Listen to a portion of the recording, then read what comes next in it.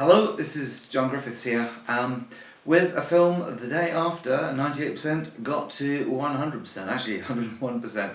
So we've had a very exciting 24 hours. Tracy and I are really very grateful to all of you that have got behind us and supported it. But I wanted to use this film as a way of talking about the questions. There's two questions that planning comes back and back and back to, and why these continue to be so important. And I want to illustrate it using the book itself. So I'm assuming that some of you who I've spoken to have got behind the book and you've bought the idea and you're behind it and you can't wait to get hold of your copy when we get this book published in the autumn of 2014. Fantastic. But there may be some of you that are going, I still don't get it, I don't know why you're writing this book, or maybe I know why you're writing it, but I'm not interested in pledging for it. And I'm not here to persuade you to do it, but to use the examples of some of the lines that we've talked about as to explain why we think 98% Pure Potato is a good book, and why you should get hold of it, as examples of these deep fundamental questions that planning was set up to answer. Because if you don't get it, then that's not your fault, it's our fault for not getting the message across. And this is one of the fundamental things about communications, which we're always forgetting, which is that it's not about what you're saying, it's what people take out. So let me go through my list. So my first reason why you should pledge to 98% Pure Potato is because if you don't know your past, you won't understand your present, and you won't be able to shape your future as a planner. Well, fair enough, that's one way of looking at it. But I can understand that someone can take out of that, oh, he's saying it's just a book which is about the past. Well, no, it isn't, but you can see the problem. I've said what I've said, but people respond differently. Here's another take on it. That there's a big battle for what account planning is about. And when planning started, scientific advertising was the enemy, the linear processing, which affected the whole way in which advertising was developed, how it was evaluated, not only to allow it to be made in the first place, but to decide if it had actually been effective. So there's this battle going on, and that's what led to the creation of account planning. Most planners have given in, but this book explains what you're supposed to be doing. And you might go, that's great, that sounds really interesting. Or you might go, what, some kind of big cosmic battle? Doesn't make any sense to me at all. Okay, let's try the next one.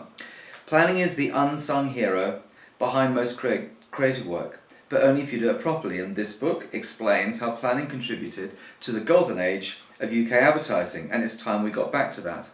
No, I'm not getting hold of a book that's all about the good old days. That just sounds like a piece of nostalgia. You can see the problem. Takeout is perhaps different from what the communicator intended. Midgets on the shoulders of giants. Planning is a lot dumber than it used to be. Find out how your elders and betters did it.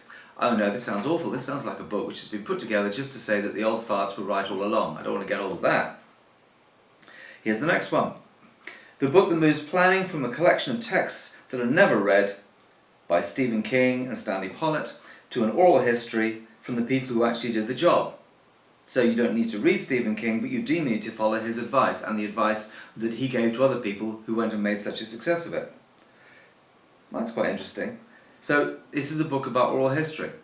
So anyone who's into history will go, that sounds fantastic. But if you're not into history, you might say, I'm not interested. In other words, I'm turning it down because oral history just isn't my thing. Sorry. Here's the next one. One of the greatest British inventions and exports since the Beatles. Really building this up. It's extraordinarily portable. It's subversive of every institution it touches, and it's terrific fun. That's account planning, and that's why we wrote the book. And I know someone's going to go, well, that sounds great.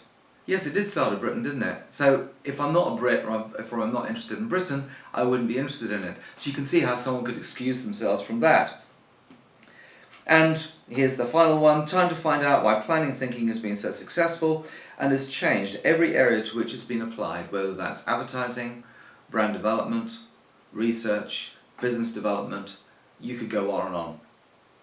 But again, people will find objections to that and reasons why that isn't interesting or relevant to them. And that really brings me back to these two questions. The question is, it's not about what the message of that is being put out is, it's what are people taking out of it? That's question number one, which planners are trying to solve. The second question is, what role does the communications play in getting to the outcome that we're looking for? Because you can't predict that. And those two questions we come back and back to. And when we did the interviews with the first planners, they told us this over and over again, that those two questions, what are people taking out rather than what we're telling them, and what role does the communications play in the outcome that we're looking for?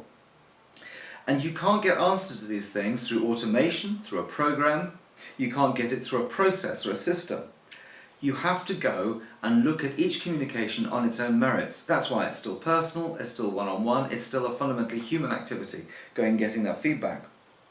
So these two questions, what is the audience taking out of it, and how is communications shaping that outcome? Those two questions we're exploring in this book. And I hope that's given you an indication as to why the book is important. But I'm going to give you one further question, which was given to me by Tony Stead. Now, Tony Stead we weren't able to interview. He has dementia now, and so it wasn't appropriate to interview him. But I was interviewed by Tony Stead, the man who came up with the name Account Planning in 1968. And I was interviewed by him, must have been in the late 80s, when I was trying to get a job inside J. Walter Thompson. I was coming down from JWT in Manchester to get a job there. And as part of the interview, Tony Stead told me the single question which all planning is designed to answer. So I'll finish this video by telling you what it is. He said planning is only designed to answer one question.